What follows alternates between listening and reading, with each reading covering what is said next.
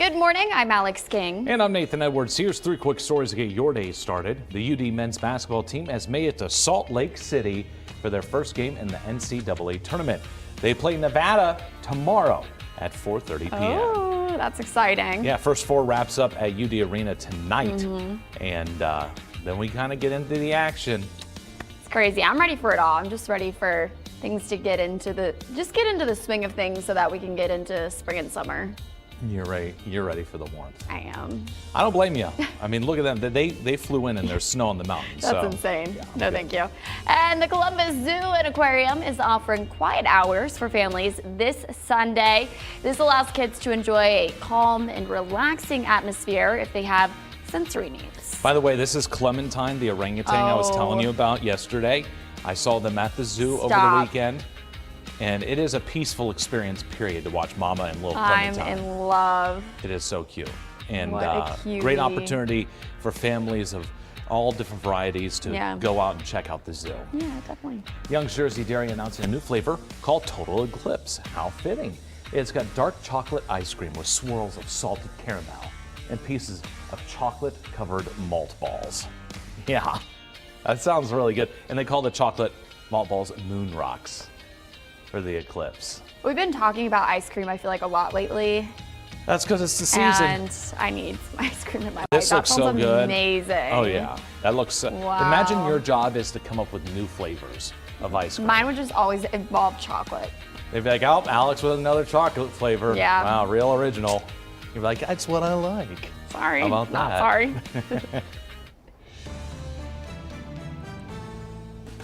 This morning, the matchups are set for the November election. That includes the presidential race, where former President Donald Trump won the Ohio Republican primary with 79% of the vote. And President Joe Biden won the Democratic primary with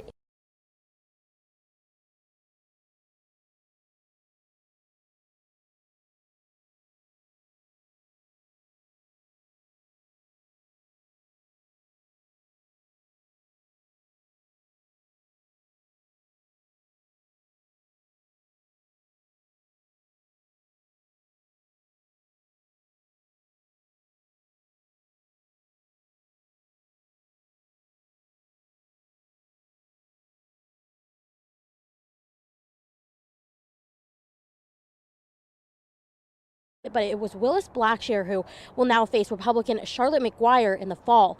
Finally, in the 10th Congressional District, there were 4 Democrats up for the nomination, but it was Amy Cox who came out on top. She will now face Republican Mike Turner in the November general election. If you'd like to hear from those nominees, you can head to Dayton247now.com. Back to you. Clark County is getting a new sheriff. Christopher Clark came out on top in yesterday's election, defeating current sheriff Deborah Burchett by a 20-point margin. And as you're waking up this morning, the results, of course, you can find them on Dayton247now.com. Just click on the election results heading at the home page at the top of the page. Here's what we're looking at this morning. Temperatures is stuck in the 40s. Well, at least it's in the 40s because we've got some much colder weather on its way, especially for tomorrow morning. Now, for this morning, if you're putting the kids on a bus, I really don't see us changing too much. We're going to be, again, low 40s, somewhere in that ballpark. Generally speaking, it should be clear. The problem is, yet again, it is going to turn breezy, not necessarily as windy as yesterday. So we had some gusts around 40 miles per hour. These are going to be more 30s. So at least at this point, we're not going to get the top end gust, but tomorrow is going to be a much colder day. We'll start out down in the mid 20s, so some 10 degrees below average, and during the daytime, our highs will also be about 10 degrees below average. On the roads this morning, so far, so quiet. No major issues as you head out the door. 675, 70, 75, all in good order at this time. Children who have access to books are more successful in school and beyond. That's why Dayton 24/7 Now is partnering with Reading is Fundamental and our parent company, Sinclair for Sinclair Cares, supporting children's literacy. Scan this QR code to join our virtual book drive. Just $4 can put a new book into the hands of a child. Donate today. Dayton 24/7 Now is teaming up with the American Red Cross and iHeartRadio. to help those impacted by last week's tornadoes. To lend a hand, scan the QR code on your screen to support the American Red Cross Disaster Relief Fund. You can also find the link on our website, Dayton247now.com. Our time right now is 5:08. Don't forget you can get your headlines scrolling at the bottom of the screen. And your weather on the side of your screen all morning long, even during commercials. Overnight, Texas' controversial border law was put on hold yet again by the Supreme Court. Coming up, their brief win and why some officials say the law needs to stand. You're watching Your Day.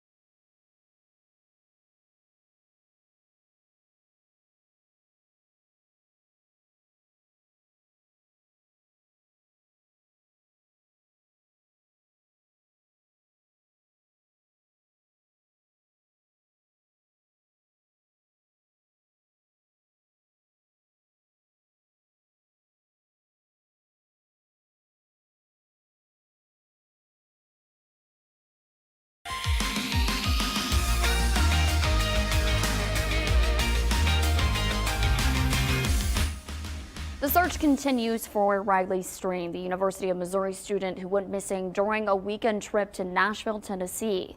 Authorities say Strain was last seen March 8th leaving a bar. You can see him here in this video while working with the Nashville Police Department. Strain's family also reached out to the United Cajun Navy for help in the search effort. The National Director of Operations for the nonprofit says they are bolstering search efforts along the Cumberland River.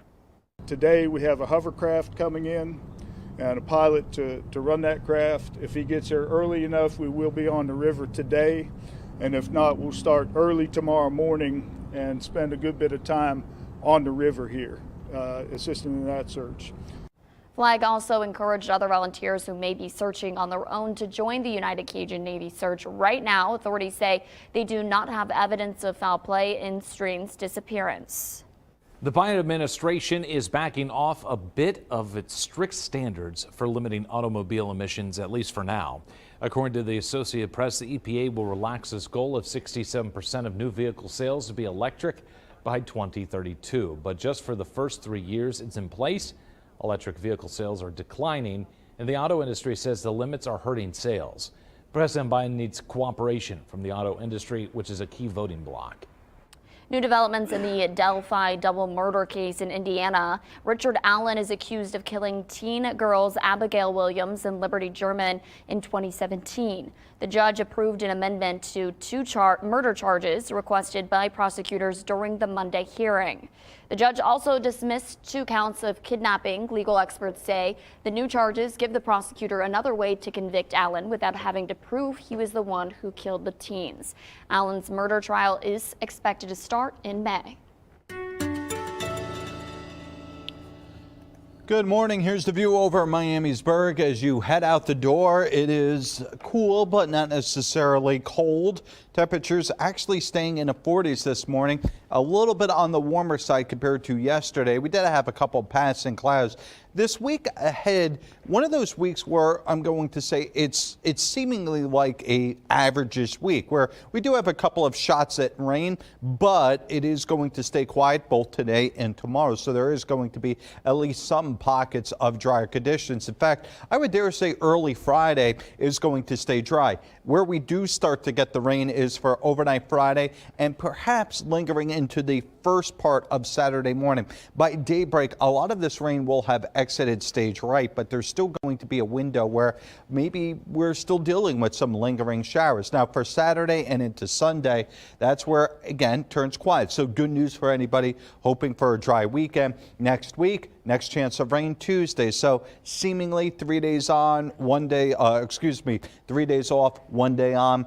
That's a pattern that, all right, fair enough. As for today, temperatures mid to upper 40s. Tonight, down in the 20s. That's the other storyline we're watching, is a much cooler day on the entire whole for tomorrow. Temperatures starting out 10 degrees below average, ending 10 degrees below average. Friday, near average, with another cool one for Saturday. But beyond that, warmer temperatures start to move in. Next week could actually hit the 60-degree mark once or twice. Now, if you are heading out the door this morning, obviously with the lack of rain recently, weather's not much of a factor other than the sunshine being out in the next few hours.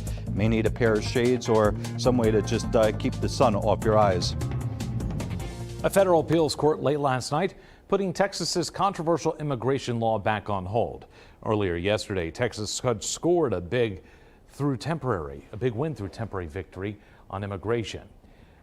That came when the Supreme Court cleared the way for the state officials to begin enforcing the law known as SB 4. That measure would allow authorities to arrest and detain people they suspected of entering the state illegally. Tuesday night, in a brief order, a 3-judge panel at the 5th U.S. Circuit Court of Appeals voted 2-1 to wipe away the previous ruling.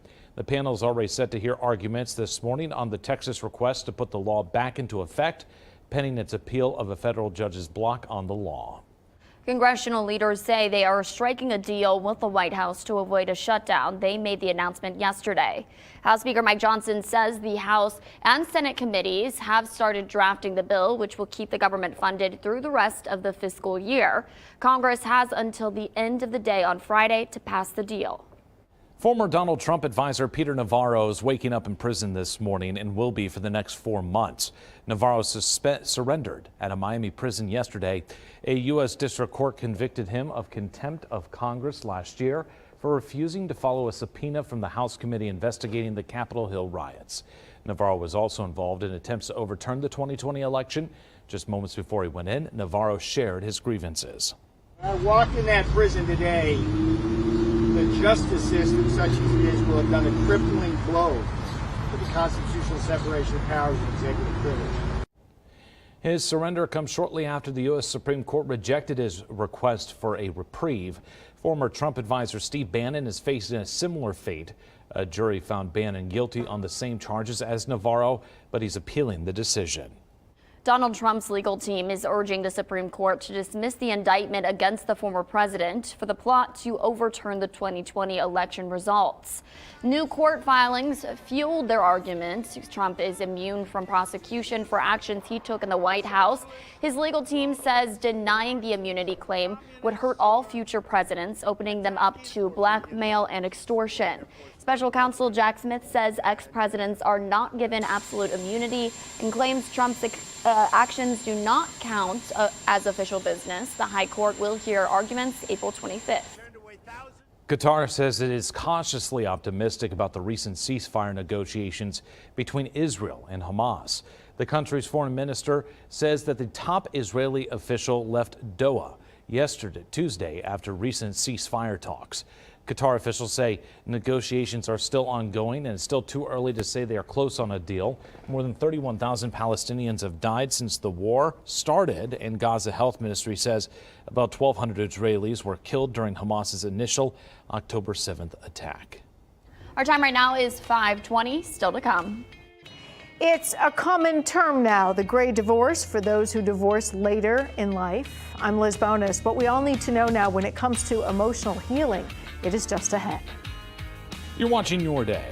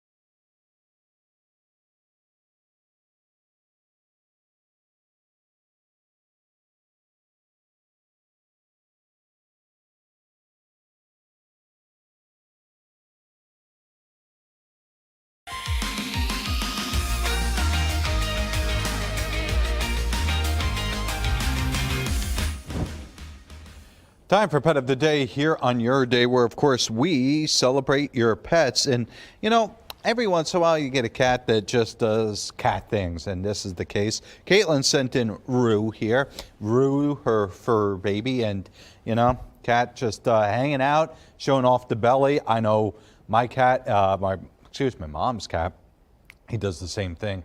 And you pet the belly once and suddenly the teeth come out. As for today, perhaps you're taking your pet out. Temperatures stuck in the mid to upper 40s. Just a day where we never quite warm up. It is going to be, generally speaking, sunny, so at least we've got that going for us. But much like yesterday, there will be a steady breeze. It won't be quite as strong. Yesterday, it was howling at times.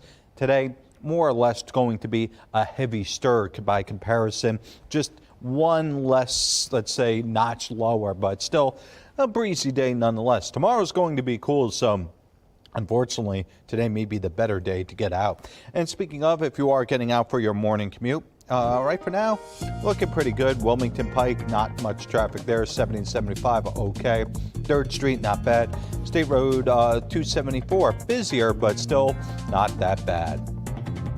A 2022 study in the Journal of the American College of Cardiology involving about 92,000 people found consuming more than 1.5 teaspoons of olive oil every day reduced the risk of dying early from any cause.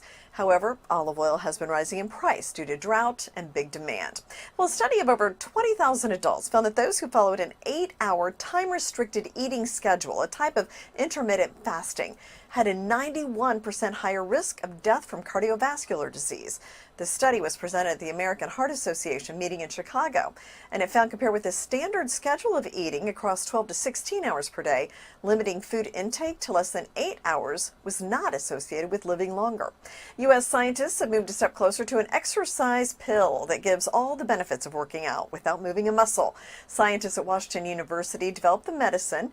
They say the new pill could offer the same benefit of exercise, including muscle growth and performance. It could also help stave off age-related conditions such as dementia and heart failure. From the NASDAQ market site, I'm Jane King. Here's your health. New research on divorce later in life shows it's costly, both emotionally and financially. Medical reporter Liz Bonus shares what counselors say may help in healing.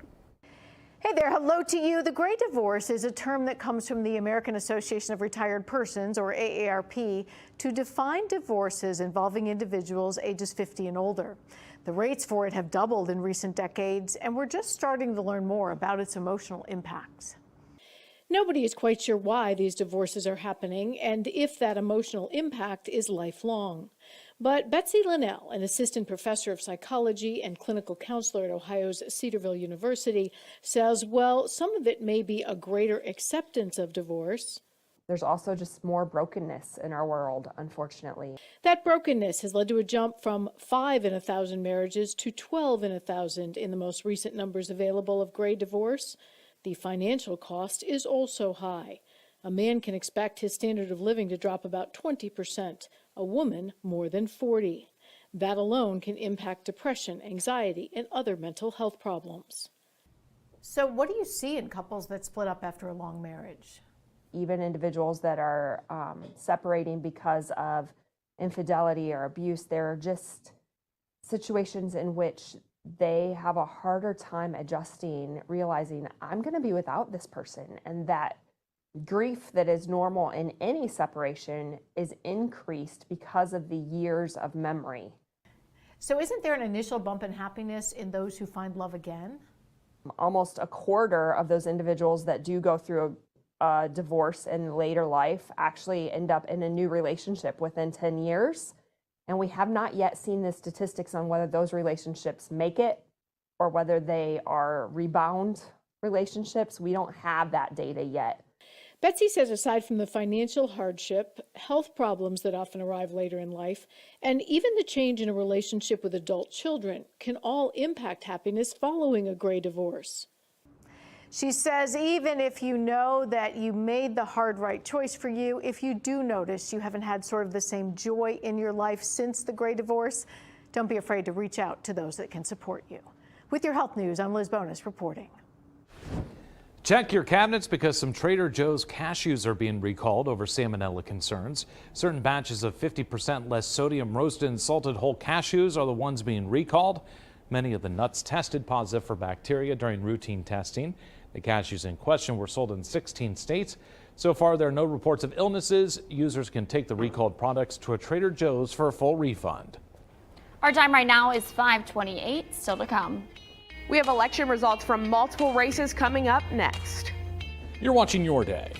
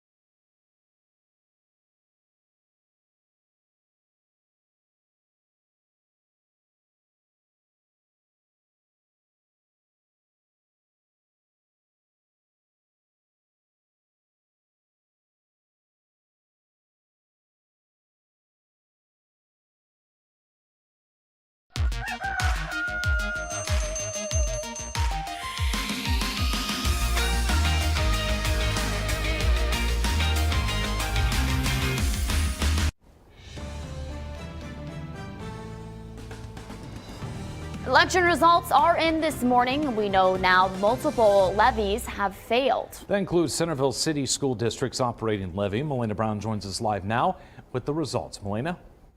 Guys, you may remember this was Centerville's second attempt at getting this operating levy approved. Voters did not approve the measure in November, and they didn't last night either. 53% of voters rejected the 3.9 millage levy. District officials told us that they would have generated over $11 million for the district and would have went to making building improvements and making sure students had adequate resources at school. Might be as simple as adding additional guidance counselors or just counseling staff in our buildings to the point where we could even look at additional school resource officers.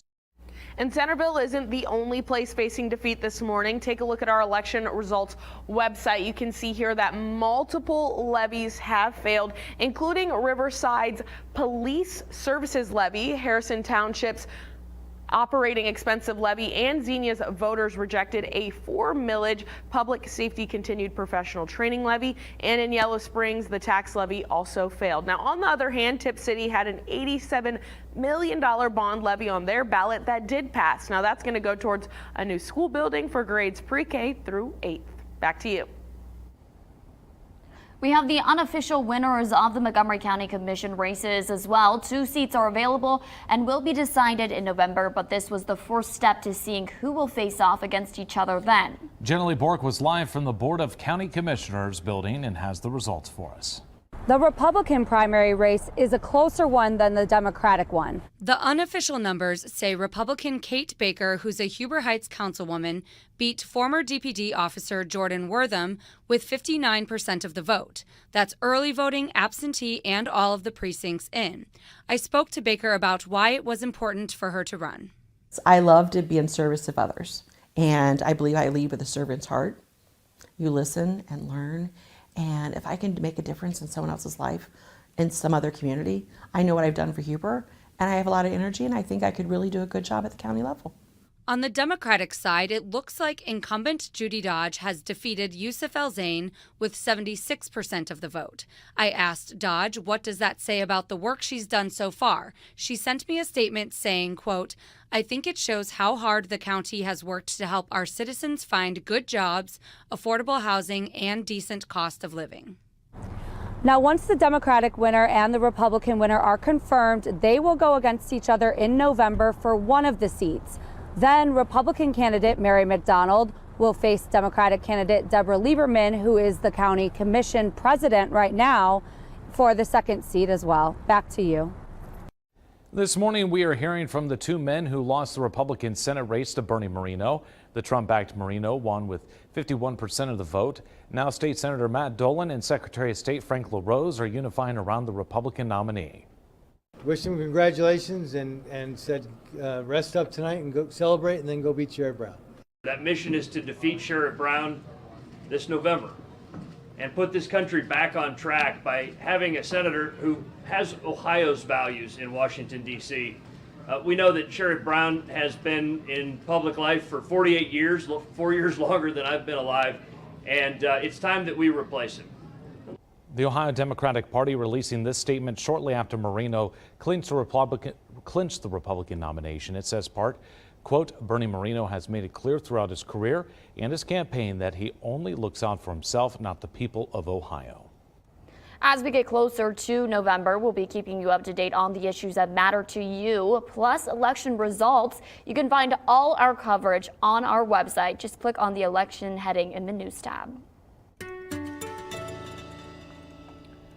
Here's what we're looking at this morning. Temperatures low to mid 40s. It is not necessarily as cold as it was yesterday. One thing that we won't see, though, is the warmth. So effectively, we've already seen our high temperature this morning. We'll be about there during the daytime. So we're aiming for the mid to upper 40s, and that is about it. This morning, starting out in the low 40s by 9 a.m., low to mid 40s, and 11 will be, let's say, 44. So put it all together, we may rise 2 or 3 degrees here over the next 4 to 5 hours, but that will be about it. What will increase and substantially at that is our winds. The winds aren't that bad, but much like yesterday, these winds are going to pick up, especially during the second half of the day.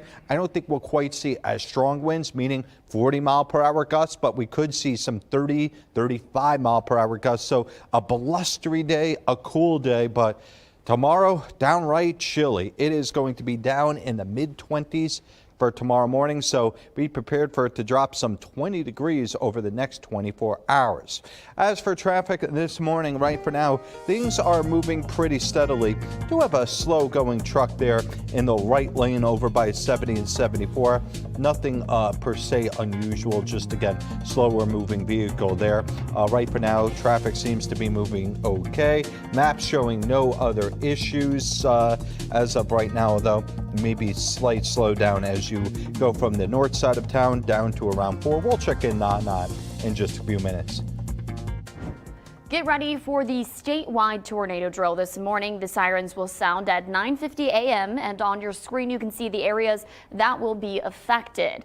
And here's a closer look. That's Clayton, German Township, Harrison Township, Germantown, Jefferson Township, Miamisburg, Phillipsburg, Trotwood, and Washington Township. It will last about 3 minutes. Again, that's at 9:50 this morning. Our time right now is 5:38. Don't forget you can get your headlines scrolling at the bottom of your screen. And your weather on the side of the screen all morning long, even during commercials. Women are getting fewer promotions and raises this year. I'm Janae Bones in Washington with a deeper look at the issues and some possible reasons why. You're watching Your Day.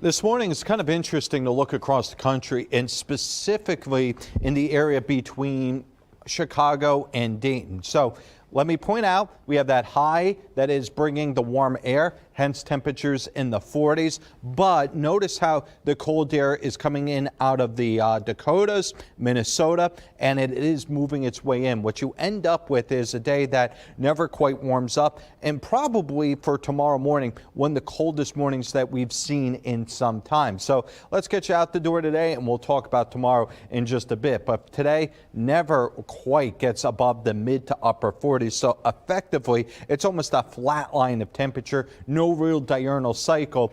Worth also pointing out, will be breezy, so it may end up feeling like the 30s and 20s throughout much of the daytime. Again, one of those days where it never warms up, and tomorrow morning down all the way in the low to mid 20s. Women are getting fewer raises and promotions at their jobs. National correspondent Janae Bones has a look at the issues and how to possibly fix the problem. This Women's History Month comes with some not so great news of setbacks in the workplace. They have aspirations to lead, and sometimes they do get overlooked. L. Michelle Smith helps women get C-suite roles, but she's not surprised by a new poll from CNBC and SurveyMonkey. It shows just 39% of women say their salary is higher now than it was a year ago, and only 20% say their career has advanced. Very digitally motivated, and it's fast paced, it's competitive. Smith says women must advocate for themselves, be assertive, and go above and beyond their job descriptions. Solving a problem for the organization that will impact the bottom line and their ROI is so important. HR professional Julie Balke says you must also gather information before making your case. Any conversation that you have about this should be from a business perspective. Here's my performance. Here's the feedback I've gotten. Here is how I compare to my peers based on my knowledge. And both agree relationships play a factor too. And you know, those sponsors are the ones that beat their fist on the table for you and put their skin in the game to make things happen for you. Performance is about the results you deliver, but also not just the results, but how you get it done. What are the relationships you cultivate? Despite these setbacks, there's some improvement too. 45% of working women say they rarely or never feel burnt out at work. That's up 4 points from a year ago. In Washington, I'm Janae Bowens. Along with the first day of spring comes pollen and allergies for some people. Allergy season has started a bit earlier, with the temps going back and forth from warm to colds. Hay fever is mainly due to tree pollen, which is starting to rise as we continue into the spring season. But pharmacists say you don't have to wait for the sneezing to start before you take medication. It would be definitely beneficial to go ahead and start taking a daily antihistamine, one that does not make you drowsy, that can be taken once a day. That will help just build up in your system a little bit, some antihistamine in your system to help make your symptoms not as severe. Some symptoms may overlap with colds, the flu, and COVID. It's best to start with allergy medicine and consult with a physician or pharmacist before moving on to more intense treatments. If you suffer from seasonal allergies, you probably think your town is the worst in America for them. Well, luckily for us here in the Miami Valley, we aren't. But people in Wichita, Kansas aren't so lucky. That's where the Asthma and Allergy Foundation of America says is the worst city for people with allergies. Rounding out the top 5 are Virginia Beach, Greenville, South Carolina, Dallas, Texas, and Oklahoma City. According to the Centers for Disease Control and Prevention, more than 50 million Americans suffer from allergies. Our time right now is 5:45. Dog owners, listen up. There's a virus rising in your dogs that could be deadly. Coming up, how you can protect your furry friends. You're watching Your Day.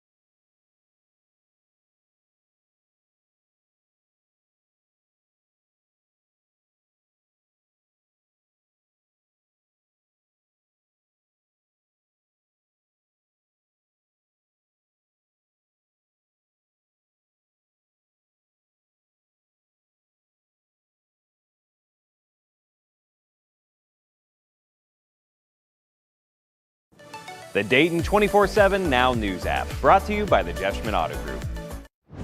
Day one of the 2024 First Four at University of Dayton Arena, the very first game of the week, a matchup of two conference champions, Howard and Wagner. The Wagner Seahawks jumping out to a big lead. Howard very nearly able to come from behind and get the win themselves, but Wagner moves on 71-68 the win on Tuesday, and they advance to the first round proper of the NCAA tournament. We preach defense a lot, so that's what made us build that lead. But we know they was going to come back. That's a great team, championship level, so we know we just had to keep on playing defense and rebound. This is how we've been winning all year, all the way down to the wire, full 40-plus minutes. That's what we preach. Game's not over at halftime, whether we have the lead or not, so just fighting and get a tough, that's what we're about, toughness. So definitely thrilling, definitely exciting. Not really scary because we've been in these moments. And the Seahawks will take on top seed North Carolina in the first round of the dance. You remember 12 months ago, Fairleigh Dickinson was the Northeast Conference representative. They went on to stun #1 Purdue. And now Wagner, they're the Northeast Conference champion for 2024. Now they get a shot at taking down a top seed in North Carolina. At UD Arena, I'm Matt Digby. The Federal Trade Commission reports scammers are using the names of real FTC employees to trick consumers. The FTC says it will never contact consumers to demand money. The agency also never tells consumers to move money to protect it, tells them to buy gold bars or sends them to a Bitcoin ATM. If anyone saying they work for the FTC asks you to do any of these things, it's a scam. You can report it at reportfraud.ftc.gov. Dog owners, listen up. A parasite that's potentially deadly for your pets has been linked to cases out west. The parasite is a flatworm commonly referred to as a liver fluke. It's behind the confirmed sicknesses of 10 dogs and the death of another over a time frame from 2018 to 2023 in California. Some of the symptoms include loss of appetite, vomiting, diarrhea, and signs of liver disease. Our time right now is 5:50. It's National Frog Day. We have all the ways you can make it a happy one. Next. You're watching Your Day.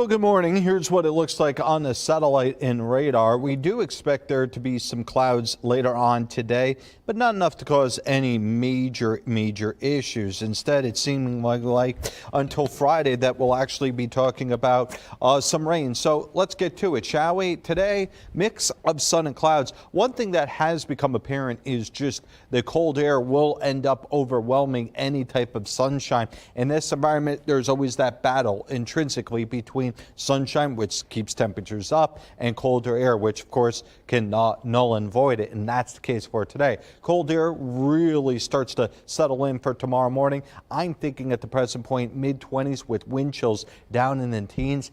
It is possible, based on winds that could stick around till, let's say, 9-10 miles per hour.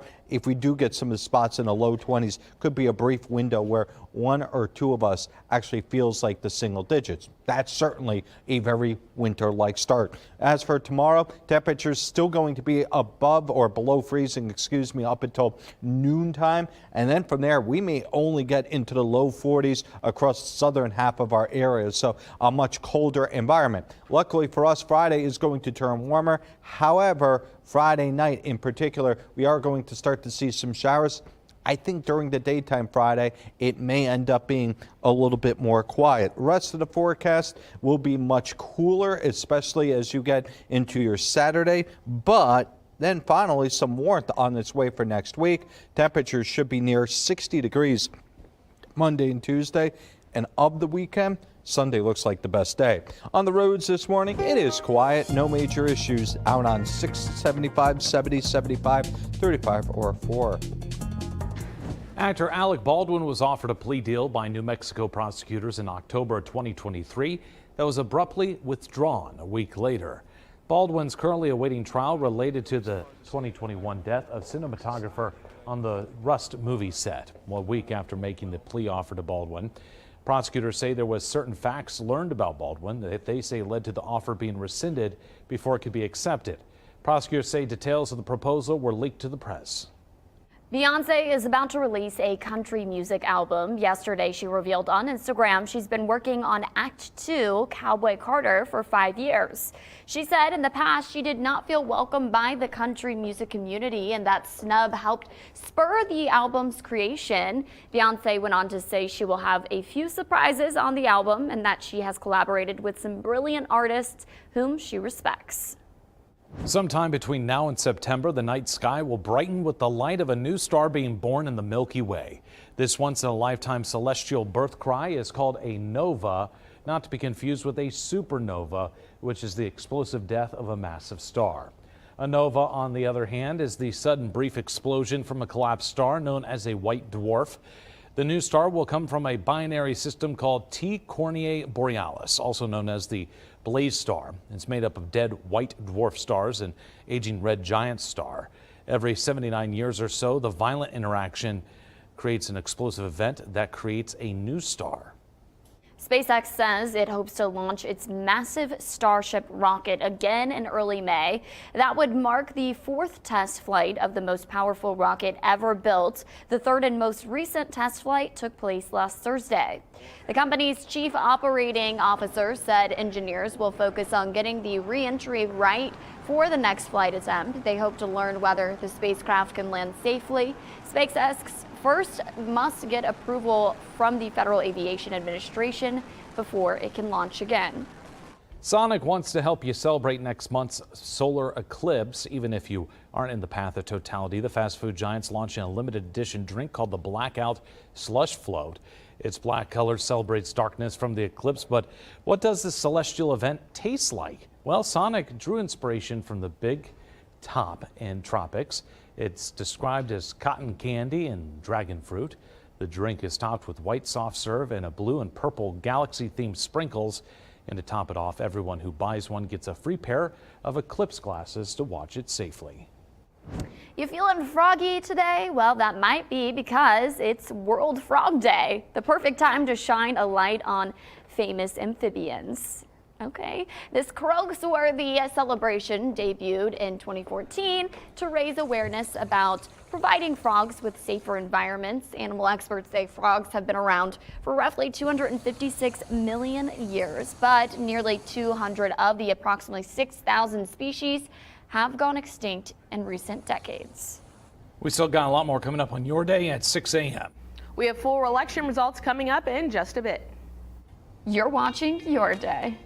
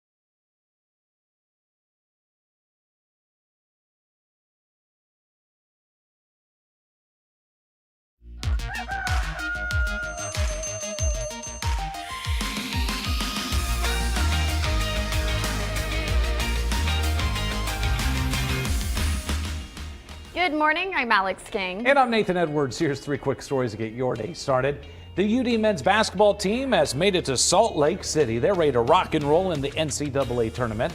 They play Nevada tomorrow at 4:30 p.m. Woo, go team! Yeah, go Flyers. We'd love to see it. And the Miami Valley represented well. And this is our first trip to the dance in a while. That's awesome. Yeah, so. Oh, so exciting. Let's see it go. I'm ready for March Madness to kick up. I mean, yeah. Upset specials galore. Alex, come on.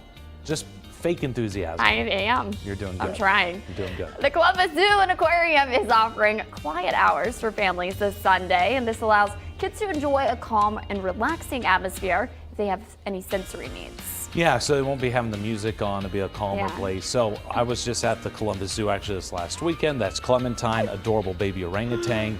They also have these awesome seals where you can go up to the glass. One of them came down and played with a ball that we had on the other side, and it was so cool. I want some Clementine cuddles. Yeah. I have a feeling Clementine gives some great cuddles. I have a feeling Mama ain't gonna let you do that. Probably not. Probably not. Young's Jersey Dairy announcing a new flavor called Total Eclipse. Total Eclipse of my heart. I love this. Yeah. It's got dark chocolate ice cream with swirls of salted caramel pieces of chocolate-covered malt balls. Yep. This is... Sounds good. What was that? That was a visceral feeling that I got thinking about eating this. Sorry. I don't even know. Okay. Just a sensation. Anyways, a truly out-of-this-world ice cream experience. Yeah. That sounds amazing. I need that in my life. Young's, their ice cream is so Someone needs to go pick outrageous. some up for us. It is about 45 minutes from the station, so well, good luck. And why not? This morning, the matchups are set for the November election. That includes the presidential race, where former President Donald Trump won the Ohio Republican primary with 79% of the vote, and President Joe Biden won the Democratic primary with 87% of the vote. In the U.S. Senate race, we now know Bernie Moreno will be going up against Democratic Senator Sherrod Brown in November. Here's a look at the latest results. Marino won 51% of the vote, defeating State Senator Matt Dolan, who had 33%. Secretary of State Frank LaRose came in third with 17%. Marino has the support of many big names in the GOP, including former President Trump. Melina Brown has been following this race for us closely and joins us live with reactions. Melina? The campaign trail just became much clearer as we now know incumbent Senator Sherrod Brown will be going head-to-head with Trump-backed Bernie Moreno. Right after the race was called, Moreno said he spoke with former President Donald Trump just minutes before his acceptance speech. Trump endorsed Moreno and held a rally over the weekend in Vandalia to get the vote out. Now Moreno supporters say it's time to keep pushing and beat Senator Sherrod Brown in November. Moreno stressed that last night. Understand we have one mission, which is to get rid of Sherrod Brown. And by getting rid of Sherrod Brown, we're going to get back to the United States Senate. And then by getting back to the United States Senate, we're going to put this country back on track. Moreno also shared his vision for the future after the November election. He says he and Trump will be in office fighting for a safe and secure border and the future of the nation. And Trump isn't the only one backing Moreno. Senator J.D. Vance endorsed the candidate. You can see here on X, Vance was very active during the election yesterday, urging people to vote for Moreno. Now, once the election race was called, J.D. Vance sent this post out saying, "Congrats to a great patriot on a great victory." Senator Sherrod Brown released a statement last night saying, in part, the choice ahead of Ohio is clear. Bernie Moreno has spent his career and campaign putting himself first and would do the same if elected. I'll always work for Ohio, from standing up to special interests taking advantage of Ohio workers and corporations raising costs for families. Now, we are going to continue to follow this race all the way up until the results come in during the primary election. To stay up to date, you can check out our election news tab at Dayton247now.com. Thank you, Melina. And we now know who will be running against Congressman Mike Turner in November. Democrat Amy Cox defeated her two opponents with 63% of the vote. Congressman Turner ran unopposed in the Republican primary. And voters in Centerville once again rejecting a school levy. 53% of voters decided against a $3.9 mil levy. District leaders say it would have generated $11.2 million. This is the second time a school levy has failed in the district. Meanwhile, voters in Tip City approved a $87 million issue. 53% voted for it. That's a brand new pre-K through 8th grade building, as well as new bus garage and tennis courts. Voters in Dayton voting last night to renew a 0.25% income tax. Gwyneth Falloon spoke with Mayor Jeffrey Mims about last night's results. The big issue for the city of Dayton is issue 6. This is a renewal of what was once issue 9 and will fund things like police, fire, and housing. Last night, voters passed the issue, which Mayor Jeffrey Mims says is a major relief. The aspect of having this pass shows us that we're moving in the right direction because of so much of the work that has been done in the past. You know, when this passed 8 years ago, with issue 9 time again in 2016, it gave us a foundation to let the outside investors know that we were serious about trying to improve Dayton and moving Dayton again in the right direction. I've also been monitoring the race for the State House in District 38. This is parts of Dayton, Riverside, and Huber Heights. This is also currently Willis Blackshear's seat, but he is running for the state Senate, opening up a seat for Desiree Timms, who won over Derek Forward. Speaking of Blackshear, again, he is up for the Ohio Senate in District 6, which is Dayton, Kettering, and Miamisburg. There were 3 Democratic candidates on the ballot, but it was Willis Blackshear who will now face Republican Charlotte McGuire in the fall. Finally, in the 10th Congressional District, there were 4 Democrats up for the nomination, but it was Amy Cox who came out on top. She will now face Republican Mike Turner in the November general election. If you'd like to hear from those nominees, you can head to Dayton247now.com. Back to you. Clark County is getting a new sheriff. Christopher Clark came out on top in yesterday's election, defeating current sheriff Deborah Burchett by a 20-point margin. And as you're waking up this morning for these election results, you can, of course, find them on our website, Dayton247now.com. Click on election results heading in the news tab at the top of your page. Well, this morning it is going to be a cool one, and you can see for the rest of the week ahead, average to, well, actually below average over the next few days. This morning in particular, it's in the mid 40s, which is it necessarily that cold, but what's interesting about today is it just never quite warms up. We're going to be stuck around the same temperature throughout the morning. If anything, we may drop a few degrees here over the next hour, but that would be about the biggest change. It'll be generally sunny once we get into the daytime, but as colder air arrives, plus the winds, again, it is just one of those days where it stays in the 40s and mid 40s throughout the afternoon and evening. Worth pointing out that today is going to be mid to upper 40s. Tomorrow, about 10 degrees below average and about 5 degrees colder during the daytime. This after we start some 20 degrees colder about this time tomorrow. Now, if you are traveling this morning, here's what it looks like. Right for now, things are moving smoothly on all our major intersections and roadways. In fact, barely any traffic on 675 over by Wilmington. Our time right now is 6:08. Don't forget you can get your headlines scrolling at the bottom of the screen. And your election results as well. And don't forget your weather's on the side of your screen during commercials. I'm Angela Brown in Washington, D.C. The latest backlash to DEI and how corporate America is responding. You're watching Your Day.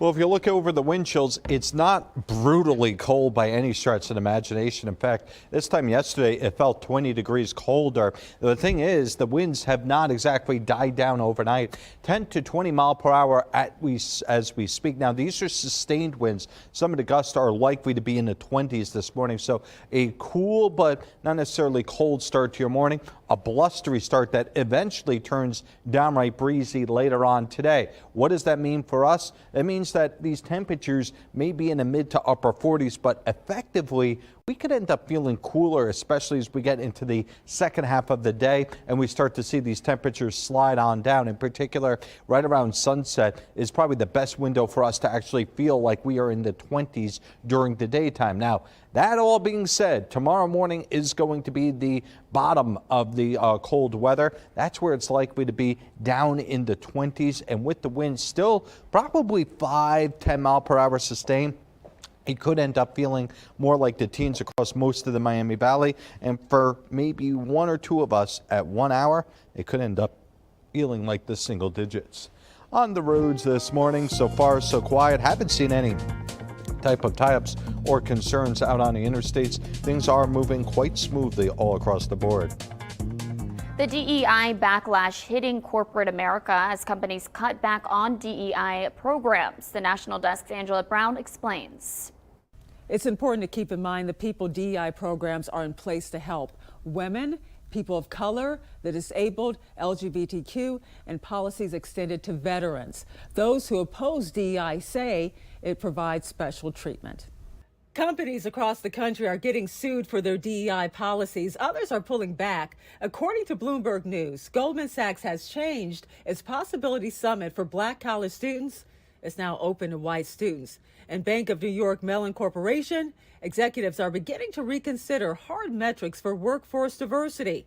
College watchdog group Campus Reform. Wall Street is just the latest sector in the American economy to reject diversity, equity, and inclusion. And we've already seen this in the private sector and in higher education. But for other companies, DEI is not dead. This survey right here found that roughly 60% of HR leaders say they are increasing DEI investments in 2024.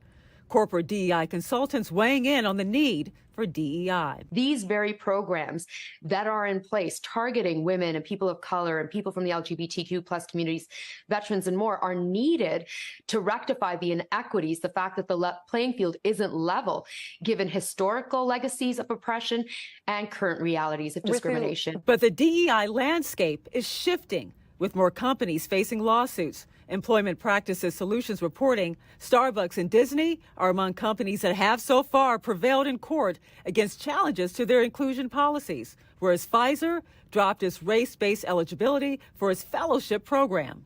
Other companies are dropping DEI positions altogether. Data reported by LinkedIn found that 63% of diversity and inclusion leadership roles were occupied by white women. In Washington, D.C., I'm Angela Brown. Children who have access to books are more successful in school and beyond. That's why Dayton 24/7 Now is partnering with Reading is Fundamental and our parent company, Sinclair, for Sinclair Cares, supporting children's literacy. Scan this QR code to join our virtual book drive. Just $4 can put a new book into the hands of a child. Donate today. Dayton 24/7 Now is teaming up with the American Red Cross and iHeartRadio to help those impacted by last week's tornadoes. To lend a hand, scan the QR code on your screen to support the American Red Cross Disaster Relief Fund. You can find the link on our website, Dayton247now.com. Our time right now is 6:16. Beyonce fans, listen up. She's released the cover art for her upcoming album. Just ahead, why she says it took her years to try country music. You're watching Your Day.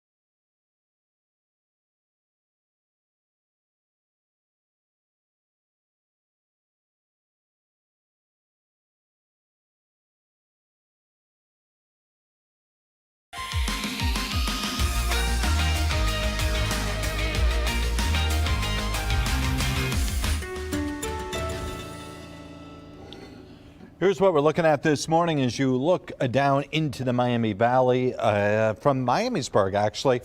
Quiet. The only thing is we are going to see a mix of sun and clouds and cooler air move in. It's tough to tell because, frankly, these temperatures bump up a few degrees, but based on the diurnal cycle, meaning the cold in the morning, the warmth in the daytime, you'd expect to see a larger temperature spread. As it is, it may only be 4 or 5 degrees from the coldest to the warmest, and frankly, even if you go to midnight, there's an outside chance that we've already seen our high temperature of 47 degrees this morning as compared to the daytime. For tomorrow morning, it's worth pointing out that we're going to be 20 degrees colder. I can't stress how much colder it's going to feel comparatively from this morning to tomorrow morning. During the daytime, it may only be 5 or maybe closer to 7 or 8 degrees at the coldest comparatively 24 hours. So the real big impact for tomorrow is going to be the cold morning as compared to the daytime itself. For Friday, biggest impact is going to be the potential for showers. And I'm using the word potential because during the daytime, there's an outside chance that a lot of us don't see a whole lot of any type of rainfall, but it may be the case where a lot of the rain, if it does move in, is going to be overnight into Saturday. Rest of the forecast, Saturday and Sunday, quiet with temperatures returning to 60s Monday and Tuesday. And on the roads this morning, quiet so far. I haven't seen any tie-ups or concerns as of this hour. Actor Jonathan Major is now facing a lawsuit from his former girlfriend. She's accusing him of both physical and verbal abuse, abusing her during their nearly 2-year relationship. The lawsuit accuses the former Marvel actor of battery, assault, intentional infliction of emotional distress, malicious prosecution, and defamation. The legal action comes just months after Majors was found guilty of 1 count of reckless assault and a non-criminal charge of harassment after a domestic dispute in the spring of 2023. Actor Alec Baldwin was offered a plea deal by New Mexico prosecutors in October 2023 that was abruptly withdrawn a week later. Baldwin is currently awaiting trial related to the 2021 death of a cinematographer on the Rust movie set. A week after making the plea offer to Baldwin, prosecutors say there were certain facts learned about Baldwin that they say led to the offer being rescinded before it could be accepted. Prosecutors say details of the proposal were leaked to the press. Beyonce is about to release a country music album. Yesterday, she revealed on Instagram she's been working on Act 2 Cowboy Carter for 5 years. She said in the past she did not feel welcomed by the country music community, and that snub helped spur the album's creation. Beyonce went on to say she will have a few surprises on the album and that she has collaborated with some brilliant artists whom she respects. Our time right now is 6:22. Here's a live look from the Troy traffic cam. It's clear out there now, but that's cold's packing a punch. Just ahead, Nick's got to look at your forecast. You're watching yours.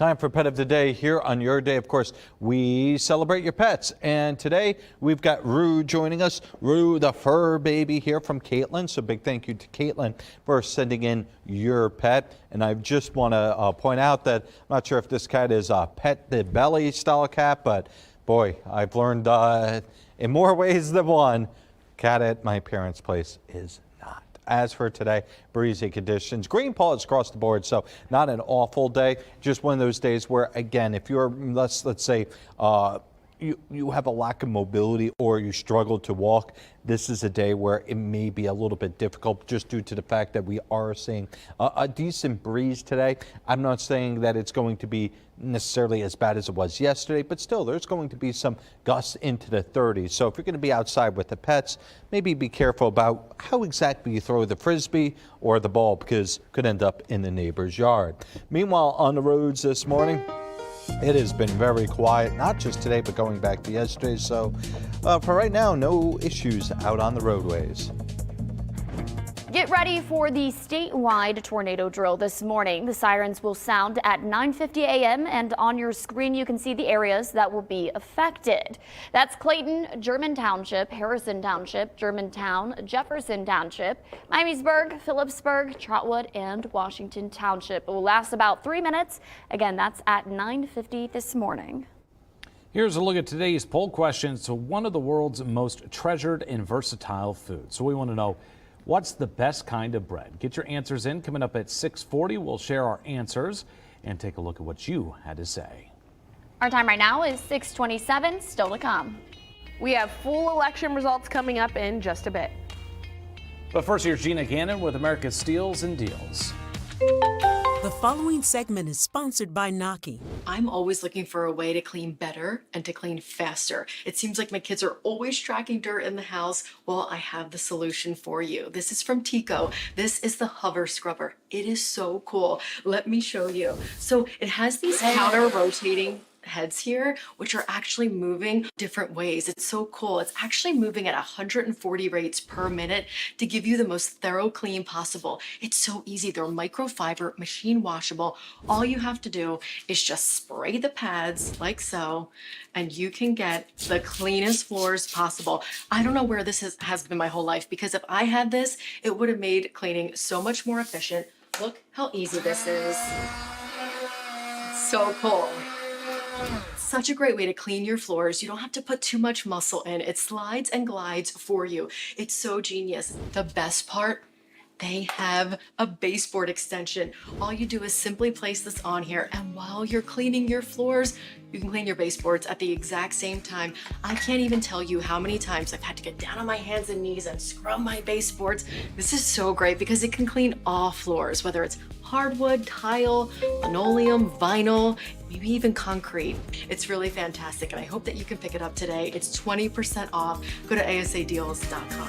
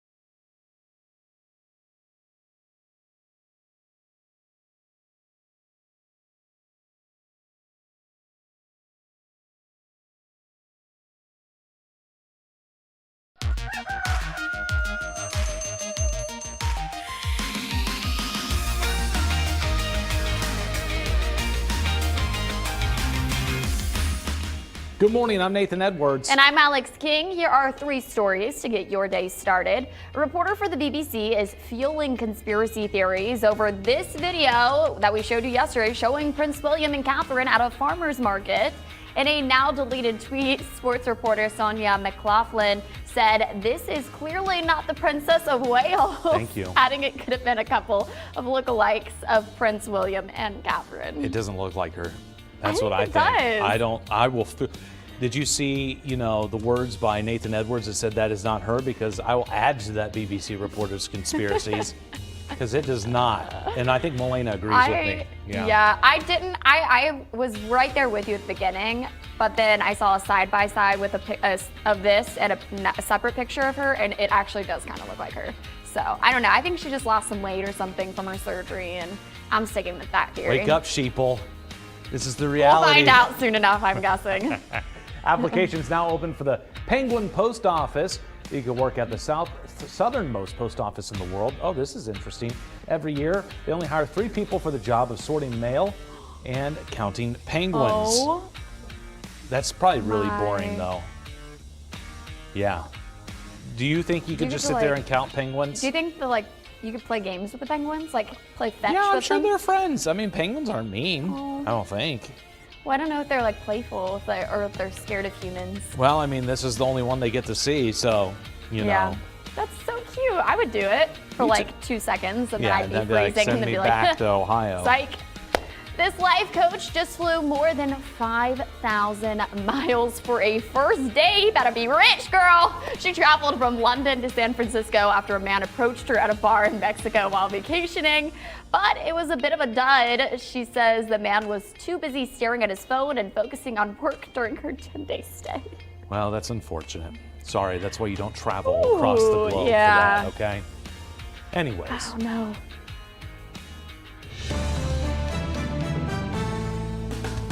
Election results are in this morning, and we know now multiple levies have failed. Including Centerville School District's operating levy. Melena Brown joins us live now with results.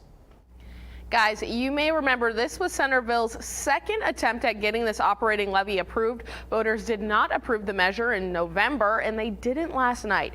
53% of voters rejected the 3.9 millage levy. District officials say that it would have generated over $11 million for the district and would have went to making building improvements and making sure students had adequate resources. Might be as simple as adding additional guidance counselors or just counseling staff in our buildings to the point where we could even look at additional school resource officers. And Centerville isn't the only place facing defeat this morning. You can take a look at our election result website. You can see here that multiple levies failed, including Riverside's police services levy, Harrison Township's operating expenses levy. Xenia voters also rejected a 4 millage public safety continued professional training levy, and Yellow Springs tax levy also failed. Now, on the other hand, Tip City had an $87 million bond levy on their ballot that did pass. Now, that's going to go towards a new school building for grades pre-K through 8th. Back to you. We have the unofficial winners of the Montgomery County Commission races as well. 2 seats are available and will be decided in November, but this was the first step to seeing who will face off against each other then. Jenny Bork was live from the Board of County Commissioners building and has those results for us. The Republican primary race is a closer one than the Democratic one. The unofficial numbers say Republican Kate Baker, who's a Huber Heights councilwoman, beat former DPD officer Jordan Wortham with 59% of the vote. That's early voting, absentee, and all of the precincts in. I spoke to Baker about why it was important for her to run. I love to be in service of others, and I believe I lead with a servant's heart. You listen and learn. And if I can make a difference in someone else's life in some other community, I know what I've done for Huber, and I have a lot of energy, and I think I could really do a good job at the county level. On the Democratic side, it looks like incumbent Judy Dodge has defeated Yusuf El-Zain with 76% of the vote. I asked Dodge, what does that say about the work she's done so far? She sent me a statement saying, quote, I think it shows how hard the county has worked to help our citizens find good jobs, affordable housing, and decent cost of living. Now, once the Democratic winner and the Republican winner are confirmed, they will go against each other in November for one of the seats. Then Republican candidate Mary McDonald will face Democratic candidate Deborah Lieberman, who is the county commission president right now, for the second seat as well. Back to you. This morning, we're hearing from two men who lost the Republican Senate race to Bernie Moreno. The Trump-backed Moreno won with 51% of the vote. Now, State Senator Matt Dolan and Secretary of State Frank LaRose are unifying around the Republican nominee. Wish him congratulations and said rest up tonight and go celebrate and then go beat Sherrod Brown. That mission is to defeat Sherrod Brown this November and put this country back on track by having a senator who has Ohio's values in Washington, D.C. We know that Sherrod Brown has been in public life for 48 years, 4 years longer than I've been alive, and it's time that we replace him. The Ohio Democratic Party releasing this statement shortly after Moreno clinched the Republican nomination. It says in part, quote, Bernie Moreno has made it clear throughout his career and his campaign that he only looks out for himself, not the people of Ohio. As we get closer to November, we'll be keeping you up to date on the issues that matter to you, plus election results. You can find all of our coverage on our website. Just click on the election heading in the news tab. Well, you want to talk about a morning that will basically be about the high temperature of the daytime. This is kind of it. We are talking about basically only a few degrees of warmth from the morning until the daytime. And for some of us, we've already reached our high temperature for the day, 47 in Dayton, which occurred right about midnight. It seems to be about where we do expect at best the warmest of the warm temperatures. As for today, the warm temperatures are going to, well, basically hold off. Instead, it's all about the breeze that picks up. Temperatures will be stuck in the 40s. The breeze, though, will end up in the 30s, so we do expect some gusts to be, well, maybe not as bad as yesterday, but certainly going to be a little bit on the breezier side. So just keep that in mind, and keep in mind we do have one incident that is now popping up on our board that is over near Stanley. So let's go ahead and take a look at it. So there you see it right for now. It does look like involving a semi. So again, that's in a right lane. It looks like the right shoulder is blocked as of right now. Again, that is I-75 north near Stanley, exit 56. Our time right now is 6:39. Don't forget you can get your election results at the bottom of the screen. All morning long, even during commercials. Oh. Yeah. Digital producer Max waiting in the wings. Your Facebook poll question coming up in minutes.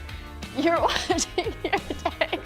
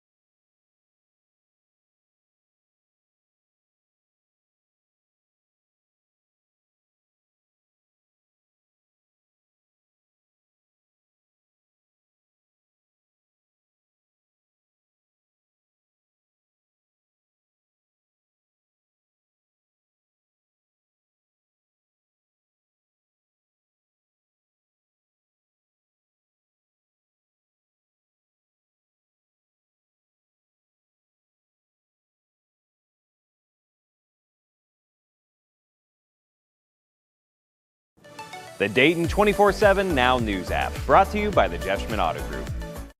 Weather Window, presented by the National Weather Desk. We see the power of tornadoes as several Ohio communities continue cleanup after a deadly spate of twisters last week. But a gust of wind flipped over this small airplane in Maine Tuesday afternoon. Fortunately, no one was inside the aircraft. And spring is officially underway, but the night before was frosty across the south, with sunrise, melting, and evaporation were in motion.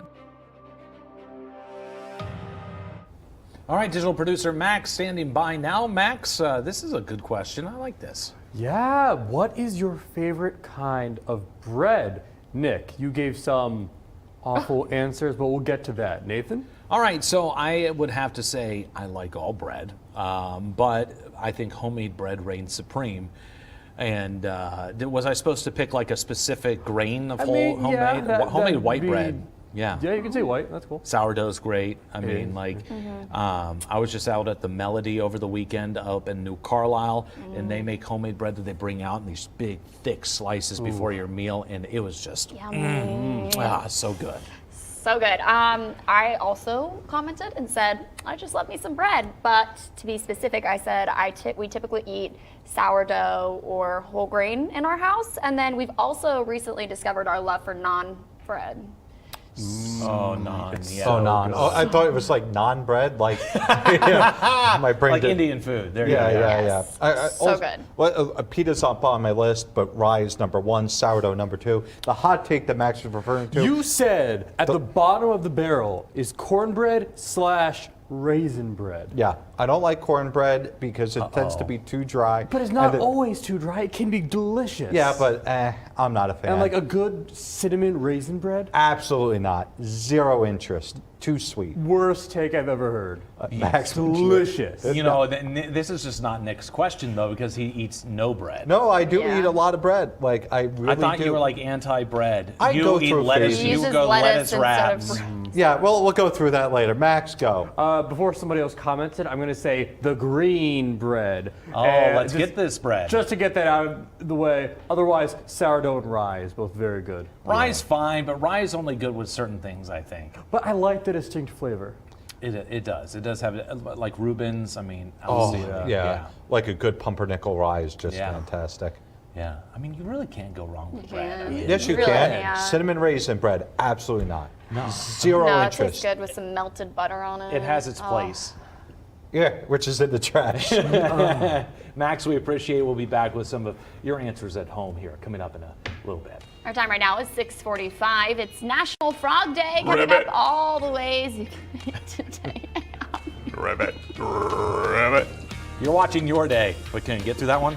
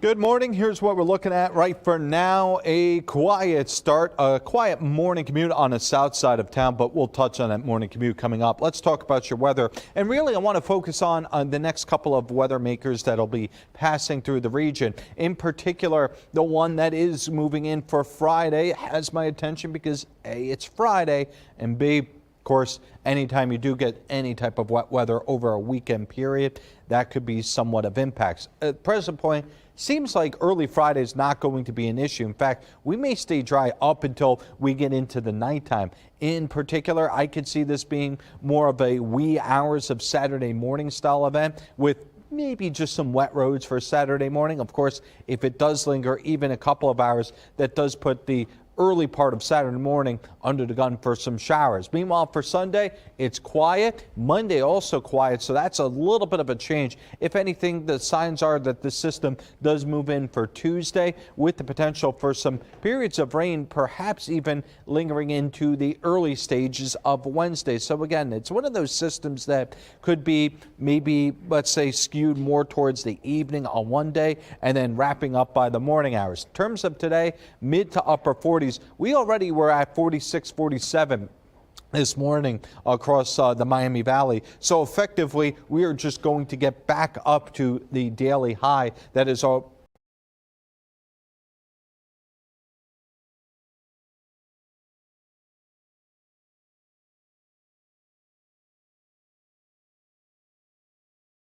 For all intents and purposes already occurred. Tonight down in the mid-20s. For tomorrow, it's temperatures low 40s. Tomorrow, 10 degrees colder than average in the morning, 10 degrees colder average during the daytime. Back up to around average on Friday, Saturday and Sunday, relatively quiet. And then for early next week, temperatures should be back to around 60 degrees. On the roads this morning, did have one incident over by Stanley. That may be cleaned up, but seeing traffic slow down the other direction in the southbound lanes. We have breaking news into our newsroom right now. According to the Associated Press, Vietnam's President Van Van Thuong has resigned. This comes after a year of his predecessor stepping down. This makes it the shortest presidency in Vietnam's history and is sparking questions and some concern for the state of the economy there. We will continue to bring you updates from the Breaking News Center all morning long. To get breaking news push alerts sent directly to your phone, download the Dayton 24/7 Now app in Google Play and Apple App Stores. Our time right now is 6:52. You're watching Your Day.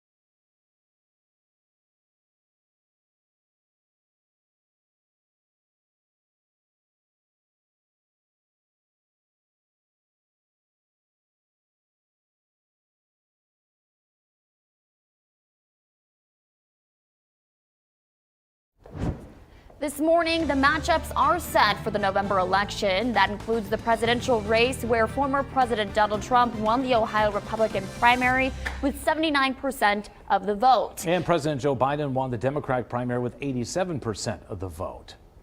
In the U.S. Senate, we now know that Bernie Moreno will be going up against Democratic Senator Sherrod Brown in November. Here's a look at the latest results. Moreno won 51% of the vote, defeating State Senator Matt Dolan, who had 33%. Secretary of State Frank LaRose came in third with 17%. Moreno has the support of many big names in the GOP, including former President Trump. Melina Brown has been following this race for us and joins us live with reaction. The campaign trail just became much clearer. As we know, the incumbent, Senator Sherrod Brown, will be going head-to-head with Trump-backed Bernie Moreno. Right after the race was called, Moreno said he spoke with former President Donald Trump just minutes before his acceptance speech. Now, Trump endorsed Moreno and held a rally over the weekend in Vandalia to get the vote out.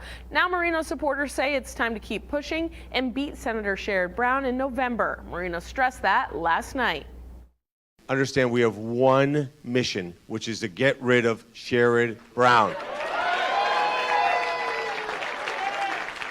And by getting rid of Sherrod Brown, we're going to get back to the United States Senate. And then by getting back to the United States Senate, we're going to put this country back on track. Moreno also shared his vision for the future after the November election. He says he and Trump will be in office fighting for a safe and secure border and the future of the nation. And Trump isn't the only one backing Moreno. Senator J.D. Vance endorsed the candidate. You can see here on X he was very active during the election yesterday, urging people to vote for Moreno. Now, once the race was called, J.D. Vance posted this: "Congrats to a great patriot on a great victory." Senator Sherrod Brown released a statement last night saying, in part, quote, "The choice ahead of Ohio is clear. Bernie Moreno has spent his career in campaign putting himself first and would do the same if elected. I'll always work for Ohio, from standing up to special interest groups taking advantage of Ohio workers and corporations raising costs for families." We're going to continue to follow this race all the way up until results come in during the primary election. To stay up to date, you can check out our election news tab at Dayton247now.com. Voters in Centerville once again rejected a school levy. 53% of voters decided against a 3.9 mil levy. District leaders say it would have generated $11.2 million. This is the second time a levy has failed in the district. Meanwhile, voters in Tip City approved an $87 million bond issue. 53% voted for it. That's a brand new pre-K through 8th grade building, as well as a new bus garage and tennis courts. Voters in Dayton voting last night to renew a 0.25% income tax. Gwyneth Falloon spoke to Mayor Jeffrey Mims about last night's results. The big issue for the city of Dayton is issue 6. This is a renewal of what was once issue 9 and will fund things like police, fire, and housing. Last night, voters passed the issue, which Mayor Jeffrey